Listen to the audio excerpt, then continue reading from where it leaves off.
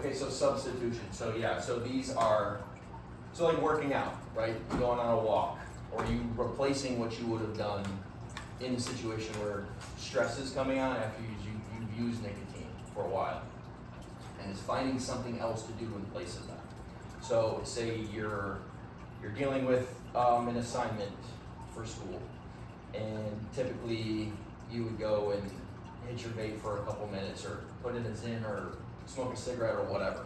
You would, in this situation, you would essentially do a 180 from making that choice, and say you go on a walk instead of doing that, or you, I don't know, drink a can of pop or something. That's not particularly healthy, but I would say that nicotine addiction is way more dangerous for your body than drinking a can of pop on occasion. So yeah, let's go back to that sheet first. So this, along with the sheet that was posted in your Google Classroom, quitting tobacco. Right, so as we continue to talk about quitting, so it can come in 4 phases, right? So you got get ready, so you set a quit date. So this is the initial start to making the decision to quit. Okay, so then you got get support. So again, like I said earlier, talking about friends and family or other resources that you can kind of pursue in the case that you're trying to quit as well. So learning new skills and behaviors. So this is, like I said, going to the gym or going on a walk, maybe drinking tea instead of coffee, or whatever it might be. And then medicine. So these are some additional things you can use. So we know the nicotine patches and we know the nicotine gum. So there's also stuff like lozenges, which is like a cough drop. If you guys don't know what that word means, because I didn't know what that word meant until about an hour ago. Nicotine inhaler. So like somebody would use a regular inhaler if they have asthma, something similar to that. Nasal spray as well. So these are all over-the-counter things. These are all stuff you can buy at like a Rite Aid, if they're even in business anymore. I think they are. I don't know. Anyways, but these are things that you can buy in the store. Chantix, like what we talked about earlier, is a little more of a doctor-prescribed medication.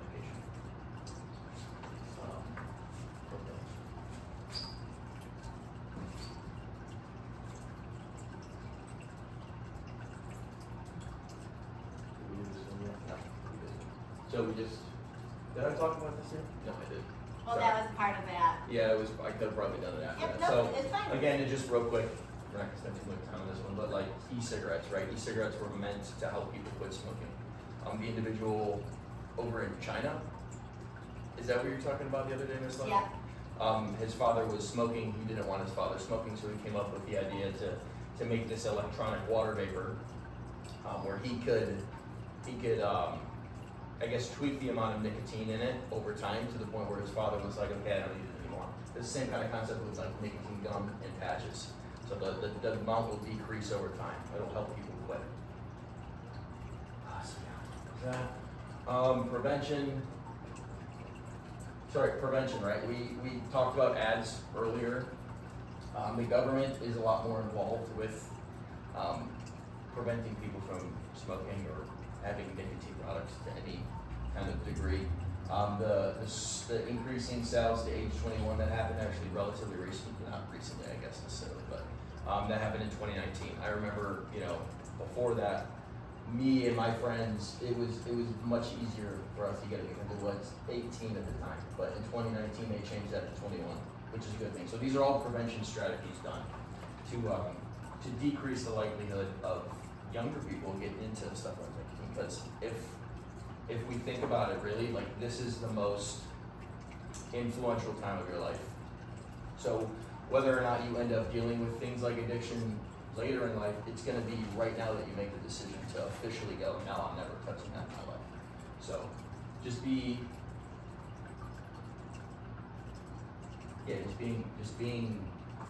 more inclined to take care of your health now, so that you're not dealing with offensive negative decisions later.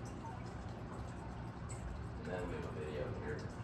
So the video, these are more like scare tactics, right?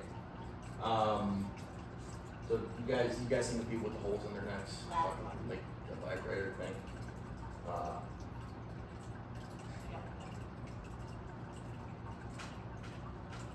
Is it? Just click on it and then it'll, then you go to the full set. When you have a hole in your neck, don't face the jelly.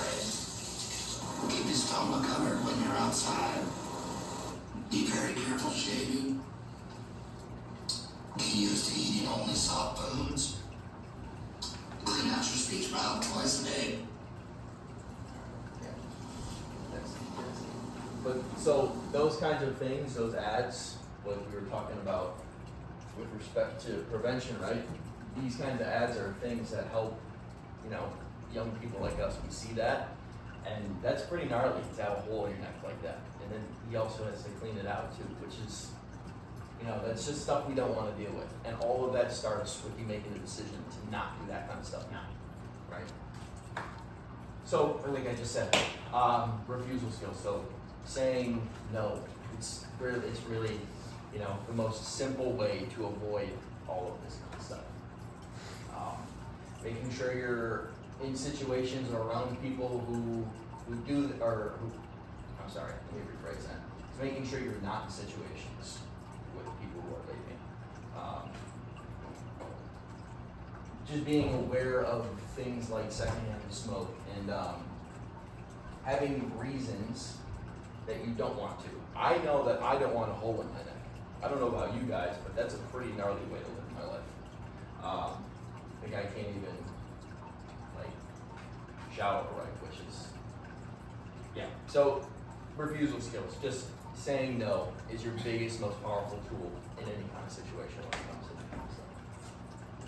All right, we're gonna go into a worksheet real quick. Escape. All right. Yeah, where is it at? Right here. Okay, so we're gonna go into a worksheet real quick. You guys are gonna pair up in groups of two. We're gonna do them together. What do you got? One, two, three. One group of three.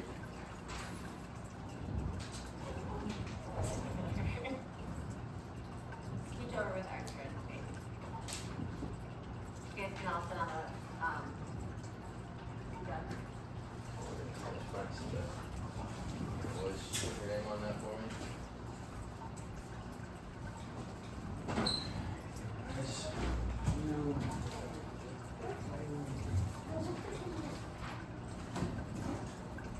All right, we're gonna read through some of these.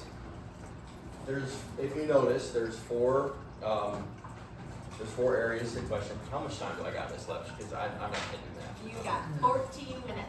Okay, all right, we're gonna try to do this in 14 minutes. You got that.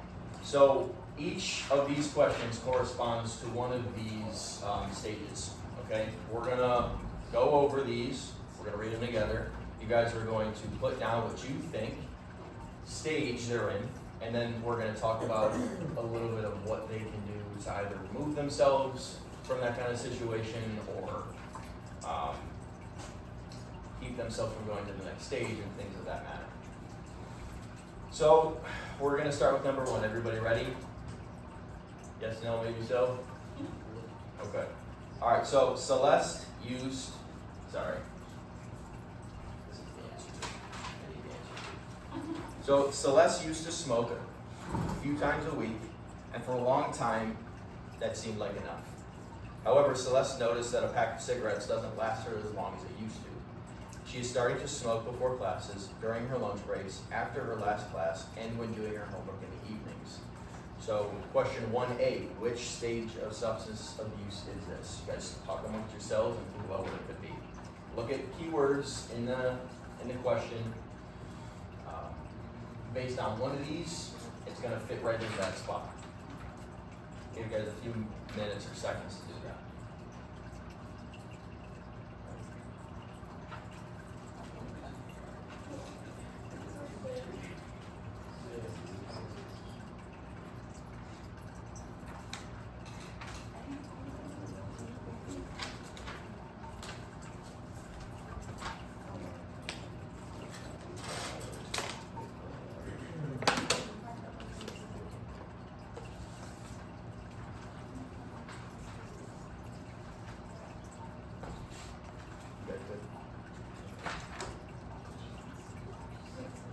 You guys just throw me a thumbs up when you're good, okay?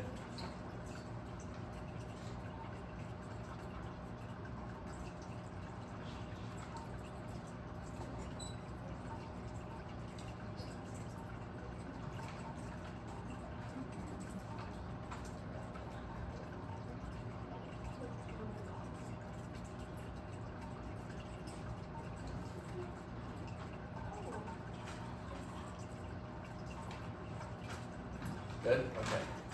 Alright, so what do you guys got? Tolerance. You got tolerance, what do you guys got? Oh, you guys got tolerance? Okay, so actually, it's regular use. And the reason it's regular use is because when we look at Celeste and her behavior, it says she is starting to smoke before classes, during her lunch breaks, after her class, and when doing her homework in the evenings. So that's a little bit more of a regular behavior, right?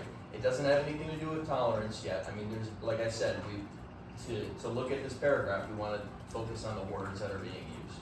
So when we think about regular use, I would say Celeste is pretty regular with how much she uses cigarettes.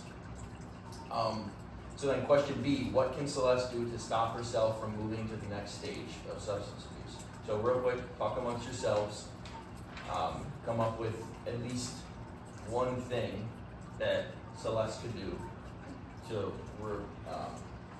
I guess, help her chances for not moving into the tolerance stage.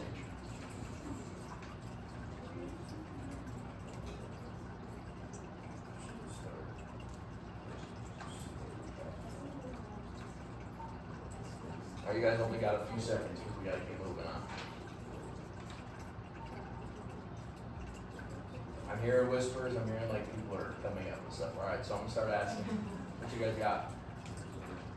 So like slowly cut off how much she's using. Okay, good. What do you guys got back there?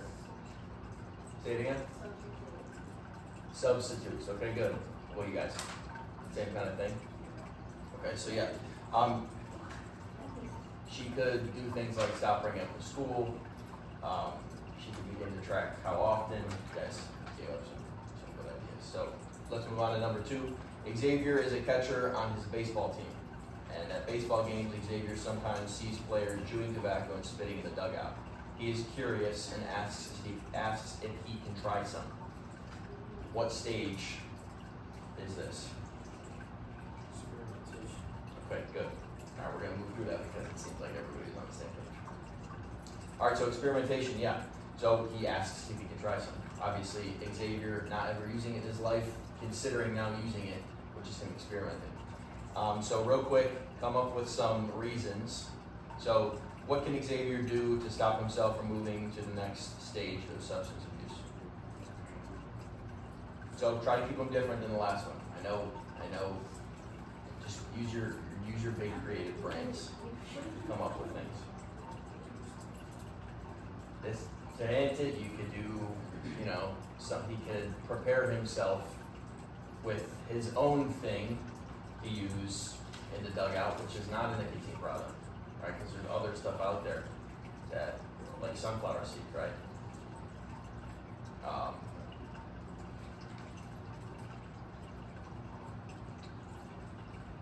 Think about how it could affect his future. At least Xavier thinking about how it could affect his future by doing that, right? Holes in the neck. That's a no bueno thing. No good. No holes in the neck, right? Alright. What you guys got? So you could like chew on it instead of. Good. What you guys got? Educating yourself on it, because I feel like a lot of times when people start smoking, they're not educated enough, they're just Right. like into it. Good. Good answers. Correct. Educate themselves. What you guys got back there? Don't ask for it again. Say it one more time. Don't ask for it again. Don't ask for it again. That works. Know that it can really screw up your life. Alright, so let's move on to number 3. So Justin smokes when he feels stressed out. Usually following an argument with his parents or after a particularly difficult day at school. He feels that smoking relaxes him. Lately, however, he's noticed that he needs to smoke 2 cigarettes to get the same relaxed feeling he used to get after only one. What stage of substance abuse is this? Tolerance. Right. Okay, yeah, tolerance. Okay. So you guys obviously picked up that Justin needs to smoke 2 cigarettes as opposed to 1 because he's not getting the same effect. His tolerance is increased. So what kind of circumstances trigger Justin's stress response? What else in that paragraph alludes to why Justin becomes stressed out. I'll give you guys a hint, it's in the sentence before. A couple reasons. Good, there's a couple more. School.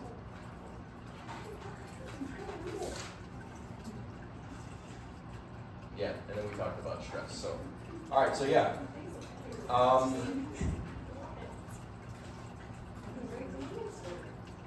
So yeah, so those are the circumstances that trigger Justin's stress response.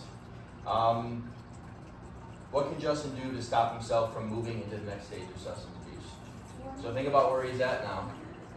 Think about his level of tolerance that has increased, right? What can Justin do to now help not go into the next stage? Think about what's stressing him out. Start with that. He's using because he's stressed. And he needs more. We don't want him to become dependent on it.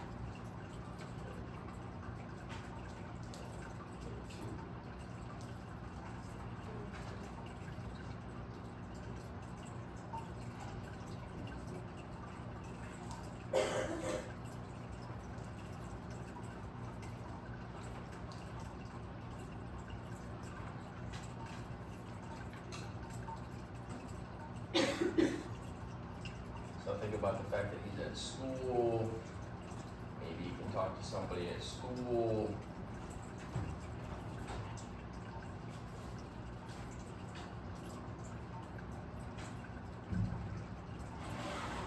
Everybody got an answer? Good? Okay, what you guys got? So like, preventative triggers. Preventive triggers? Like, try to prevent arguments with his parents. Okay. Alright, so maybe going to a friend's house for a little bit after school to get his work done. That's a good way to do it. What you guys got back there? Find other ways to relieve stress. What do you think are other ways to relieve stress? What can you do?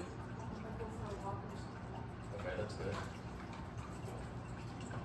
What you guys got?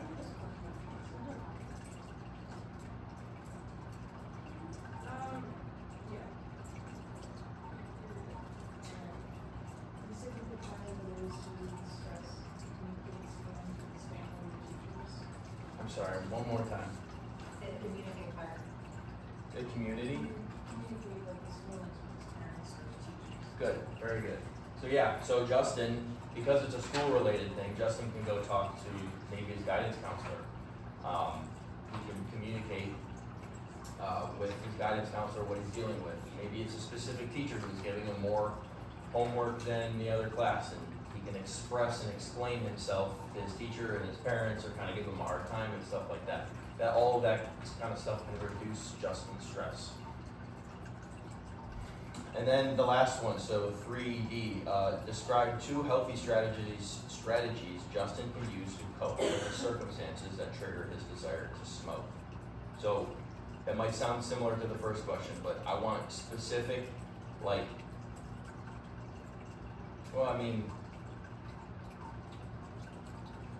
guess those are kind of the same, right? Or give me 2 strategies, or a strategy for each group. One strategy Justin can apply to his life to help his situation moving forward. Say it again. We start working on it. Okay, good. Good.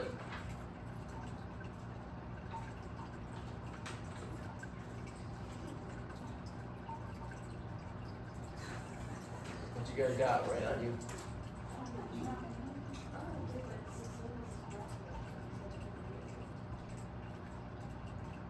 How about like meditation? Can Justin do some meditation?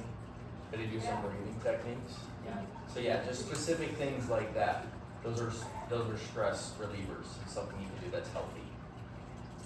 All right, so number 4. After smoking regularly for a year, Hannah decides to quit. But going without cigarettes is harder than she thought. Only after a few days she feels jittery, irritable. I read that wrong. Jittery, irritable, and sick to her stomach.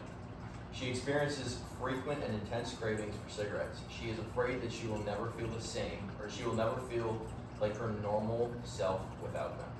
What stage is Hannah in? Everybody together on the count of 3. 1, 2, 3. And it's an addiction. Okay, good. So this is full blown. This is textbook addictive behavior. So she experiences frequent and intense cravings. She feels jittery. I still feel like I'm reading that word wrong. Jittery, irritable, and sick to her stomach. Am I crazy? Am I reading that word right? I am? Okay. So yeah, again, this is textbook addictive behavior. So at this stage, obviously it's gonna be a lot harder to quit, considering how much her body needs the substance. So I want you guys to describe, at least, you guys can just all be one group back there. You guys are just one group right now. So two or three, I'd like you to get 3, but 2 or 3 each. Some healthy strategies Hannah can use to help herself quit smoking. That's That's the bell? Yeah. Okay. Alright, well, So let's have your names on it. You have it yeah, straight change it and to way me out. on the way out.